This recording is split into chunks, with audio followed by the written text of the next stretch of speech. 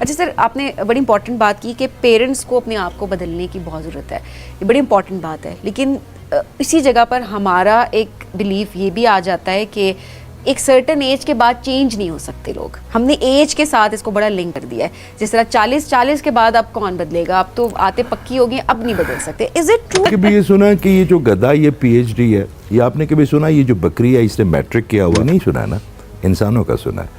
इंसान का होने का मतलब ये है कि वो हर सेकंड एजुकेट करेगा अपने आप को। तो पेरेंट देखें जी, हमने तो आका करीम सल्लल्लाहु अलैहि वसल्लम ने क्या फरमाया कि इल्म हासिल करो, इल्म हासिल करो ताकि आपको चीन जाना पड़े।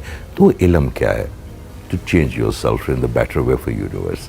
तो अगर मैं सीख जाऊंगा, अब सीखने के लिए कोई लिमिट कोई मेडिकल ने बताई है क्या? कुरान में कहीं लिखे कि भाई इस उम्र के बाद नहीं सीखना? हाँ, एक चीज़ मैं ज़रूर कहूँगा कि हमारी कुछ एज जो है ना वो लर्निंग की होती है, उसके बाद हमारी असल लर्निंग जो है ना वो लर्निंग में नहीं है, वो अनलर्न करने के लिए।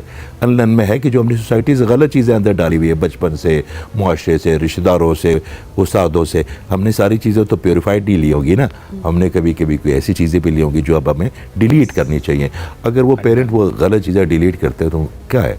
मुझे तो इसमें कोई बात नहीं कि मैंने इन साल, 1.5 साल, 2 साल में कटहरे में किसी और को खड़ा नहीं किया, क्योंकि आपके पास एक टोकरी है और उसमें फूल होने चाहिए, मगर आपकी नज़र उस टोकरी पर नहीं जा रही। आप लोगों के टोकरियों में कांटे ढूंढ रहे हैं। भाई मेरा फ़ायदा मेरी टोकरी से है कि उसमें फूल इकट्ठे करूँ, उनके पास कांटे हैं, उनके पास फूल है, डजंट मैटर, मुझे कोई फ़र्क नहीं पड़ेगा।